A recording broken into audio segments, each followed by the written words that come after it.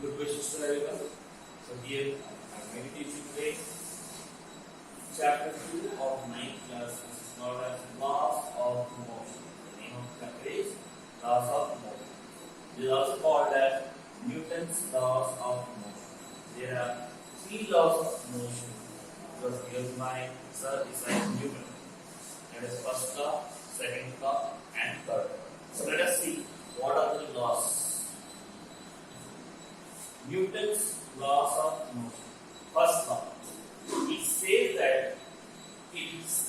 that every body in this universe will remain in rest or motion unless until it is compelled by an external force.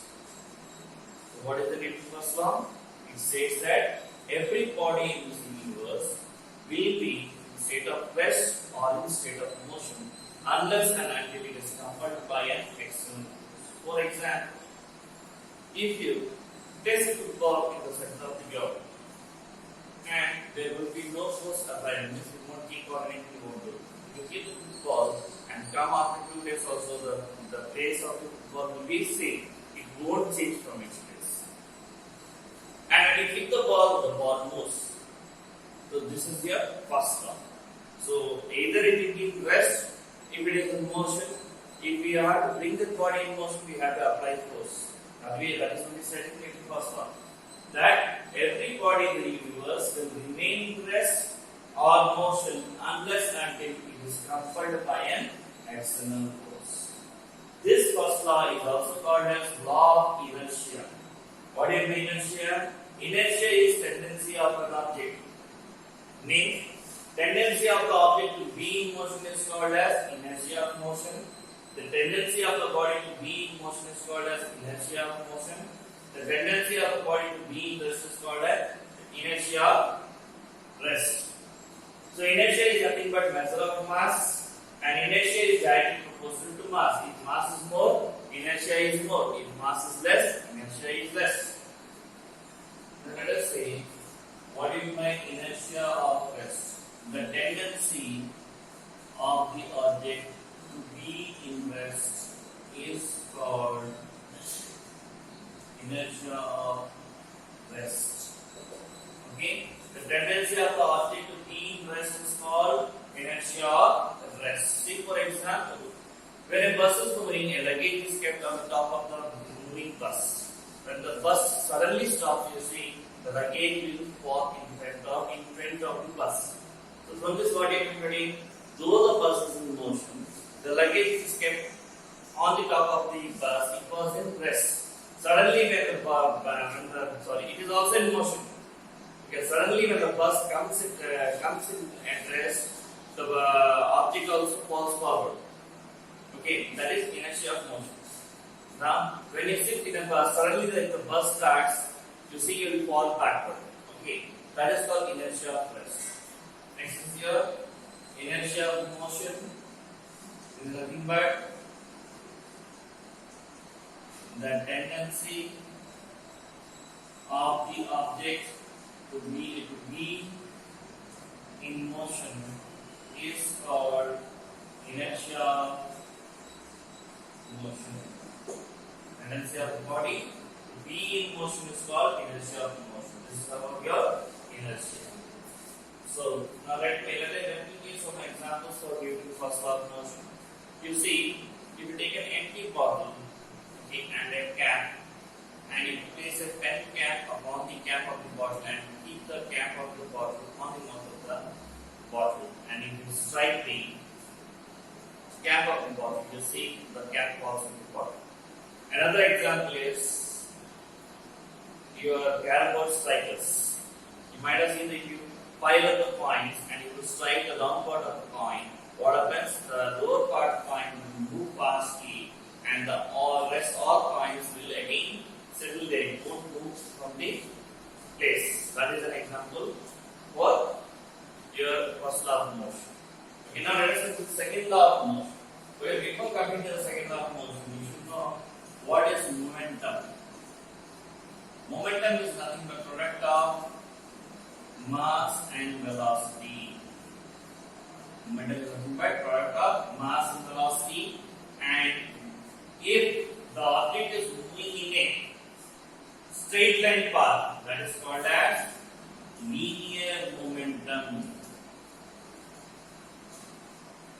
There are two types of momentum. One is if the body is moving in a straight line, then it is called as linear momentum. If the body is moving in a curved path, that is called as curvilinear momentum. Okay. So linear momentum is denoted as P and curvilinear momentum is denoted as L. Okay. So linear momentum formula is mass into velocity. This moment also same behind mass into velocity, but here radius will be added because it is moving in a curved path. So a body, when it is in motion, it will be having momentum. Means it is having velocity and mass, and that product of mass and velocity is nothing but called as momentum, which is denoted by P. That is called the linear momentum, denoted by the P. That is m into v. Another momentum is also there.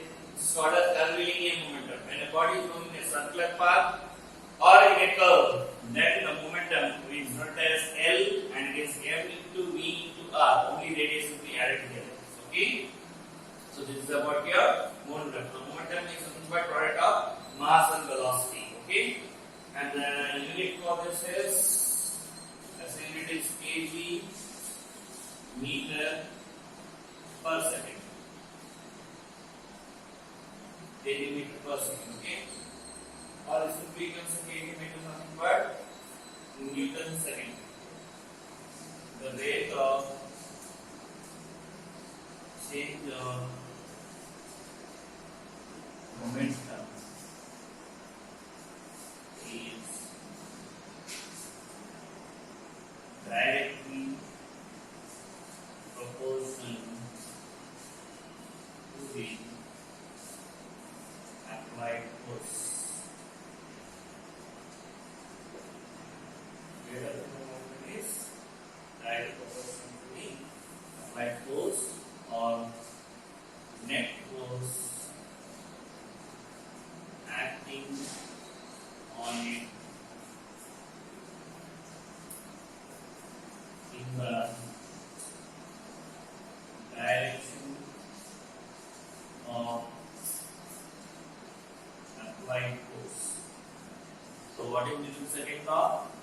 Now second law of motion, that is the rate of change of momentum is directly proportional to the net force acting on it in the direction of the applied force. F is equal to m into a.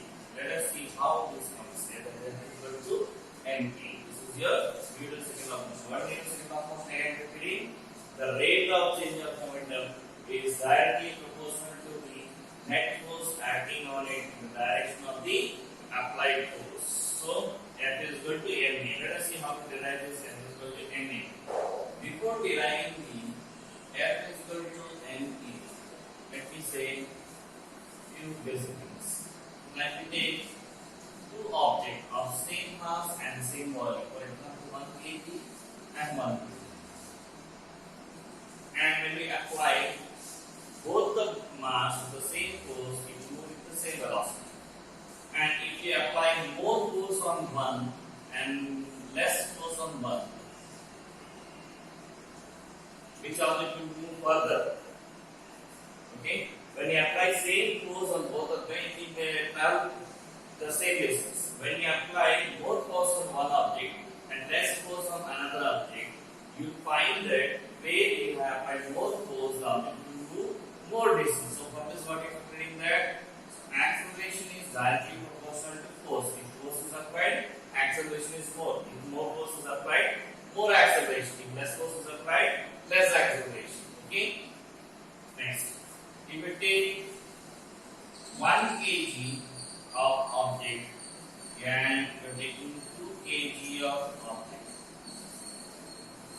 and we apply same force to both of them, which one will move more for distance? When you apply same force to both the masses, it's 9 different masses, 1 kg will be traveling more distance and 2 kg will be traveling less distance. Okay? So another example I am saying that here, I had taken two different masses, one is 1 kg and 2 kg, and applying same force on both of them, then what will happen? We'll observe that the body with the mass, the body with the less mass moves further. It covers more distance than the body having more mass. So from this what we have to predict that F is inversely proportional to mass. Means if the mass is more, you have to apply more force. Okay, or if mass is less, you have to apply less force. Okay, F is that proportional to mass. Or you can say acceleration is inversely proportional to mass. If mass is more, acceleration will be less. If mass is less, acceleration will be more. So according to the definition of Newton's second law of motion, what you are saying that the rate of change of momentum. That means you are saying that F net is actually proportional to change in momentum by time. That means F is proportional to change in momentum by time. This is the equation what you are saying according to the definition of Newton's second law of motion. Okay. Now if I remove the proportionality sign, then I will get the constant K delta P by delta P. This is change in momentum by change in time. Next, and you know that delta P is nothing but m into delta V. Now we have to do momentum is the product of mass to the velocity. Now I apply first equation and this second equation. Now I apply this 2 into 1. What we are getting F is equal to K of is a delta P, and you write m delta V by delta P. Okay, I'll take this value as 1. F is equal to 1 into m into delta V by delta T. So V by change in velocity by time is nothing but acceleration. So F is equal to ma. Hence it is derived. So let us see. Again I am repeating how to derive the equation F is equal to ma. According to the definition of Newton's second law of motion, F net is proportional to change in momentum by time. Okay, so change in momentum by delta T. Okay, and again if I do the proportional side, I will get a constant K and the value of K as 1. So it is equal to K delta P by delta T. As you know, momentum is nothing but product of mass into velocity, and F is equal to K of m into delta V. In case of delta P here, I use delta V by delta T. So delta V by delta T is nothing but what? Acceleration. So F is equal to ma. Hence, the Newton's second law is derived. Let us come to the third law of motion. So Newton's third law of motion is very easy. For every action, there is equal and opposite reaction. So for every action, there is equal and opposite reaction. Okay. So this is your Newton's third law. It's simple. When you push a wall, the wall pushes you. Or when a running car hits you, you get hurt and the car also smashes. Or when you see when two buses collide with each other, the damage will be done for both of them. For every action, there is an equal and opposite reaction. Example: the motion of rocket. The motion of rocket. Running. Okay. The motion of rocket. You see when you lit up a rocket, that is the crackers which you use in your Diwali. Okay, when you light a rocket, what happens? The chemical present in the rocket or the fiber which is present in the rocket starts burning, and it burns away. It comes out with a large speed because of that push. Okay, the speed with which the fire comes out of the rocket pushes the rocket and the rocket moves up. Okay, and you might have seen whenever a satellite is launched or anything, the downward part, the gas which comes out, it pushes the ground and the ground pushes the rocket. While running, you see while running, what happens when you push the ground and the ground pushes you? Okay, so this is the example for third law of motion.